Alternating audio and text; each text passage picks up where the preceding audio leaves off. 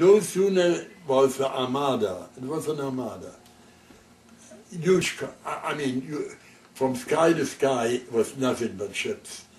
And I was on the flagship with the Commodore. The name of the ship was Arimpura. And we were the first ship in that convoy.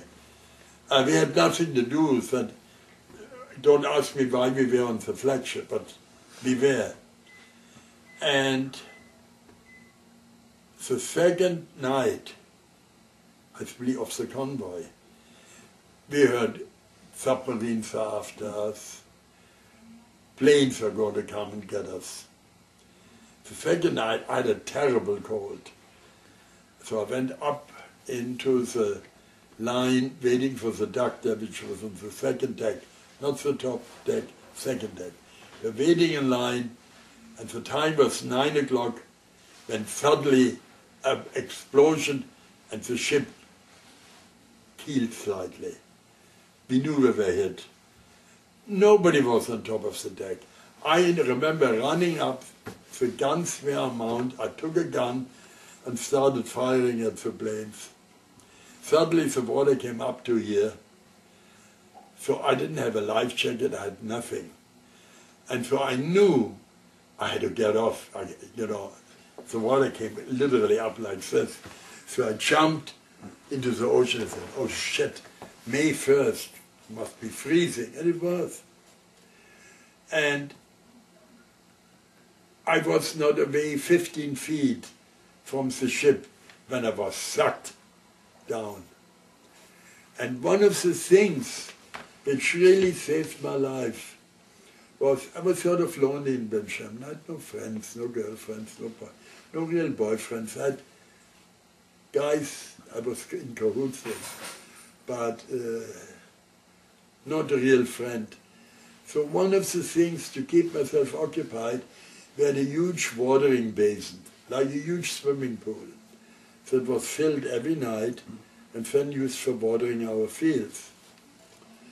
And I first swam, and then I thought it might be fun diving. And I first dove across. And then I thought, maybe I can make it across to and fro. And eventually I made it from the long way once. Then I thought, well, if I can make it once, maybe I can make it twice. I was able to make it 4 times the long way. And that saved my life. Because as I got sucked down, the water got darker and darker, and I felt something going down next to me. All I could remember, literally, oh, fucking hell, I'm too young to die. No ideas of my past or anything. Just that one thought, fucking hell, I'm too young to die. And I swam, and I swam, and I swam. And I suddenly got up. And the moment I got up, somebody grabbed my throat, and his name was Hausman. I remember that. And I slapped him in the face, and then I heard a bark, and the bark was me letting out the air. Oh. You know, and I remember he tapped my throat and said, save me. If I hadn't slapped him and forced him to let go, I would have drowned. I was literally out of, my air was rotten inside of me, literally. I must have been under the water 2.5 minutes, 3 minutes, 3.5 minutes, very long. I remember that bark.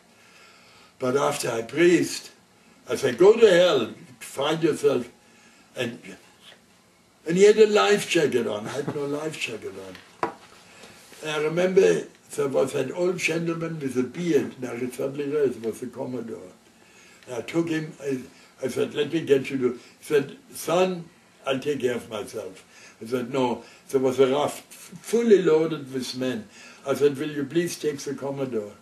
We have no space. I took one guy, pulled him down, and asked the others to help him. And that was the last thing I did there. And I figured I would find a piece of flotsam. And there's a guy groaning. I said, what are you groaning? I said, both my legs are smashed. I said, go on my back, we find something.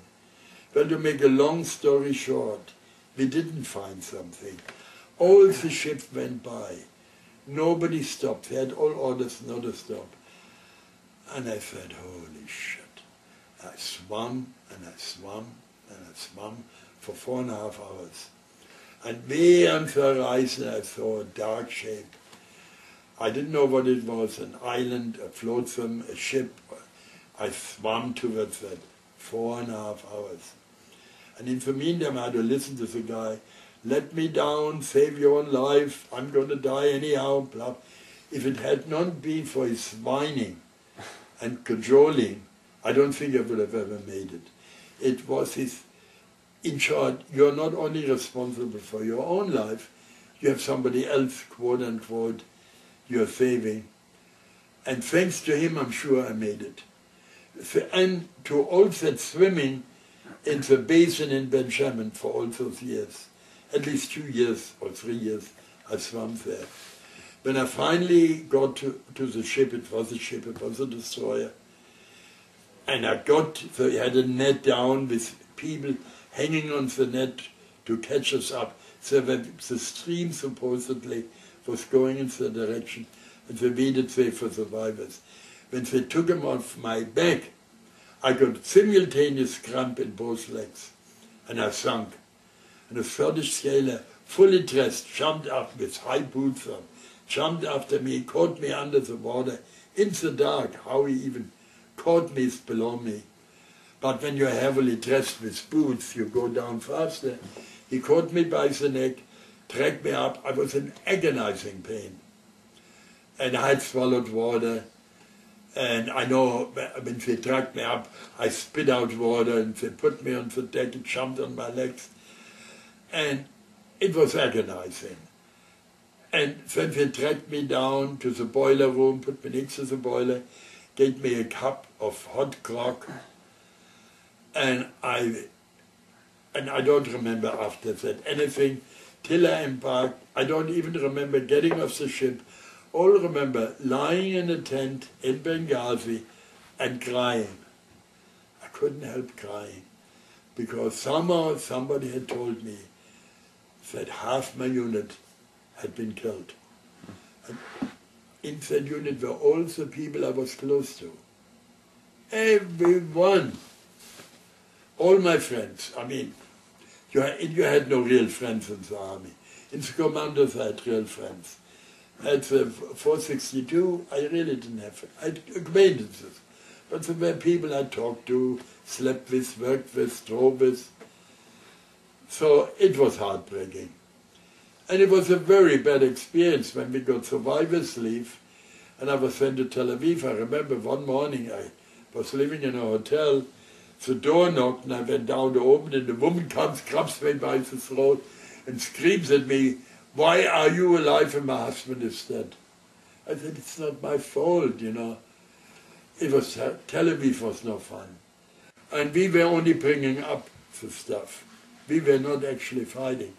Anyhow, now let's go back to Egypt when we got organized to invade Sicily. So after we were torpedoed, and I told you that whole story, I decided I don't want to die like that. So I went to the colonel and said, I would like to volunteer for a fighting unit. I talk several languages, I'm a good soldier, I'm a good fighter. So he said, okay, we have a call for volunteers for the commandos. So I think 15 or 20 of us were sent to be inspected there. Altogether from all the various units there were about 150 to 200 volunteers for number 2 commando. And I remember the captain of the commando lining us up and telling us to open up our mouths. And he looked at our teeth. Anybody had bad teeth, he immediately disqualified.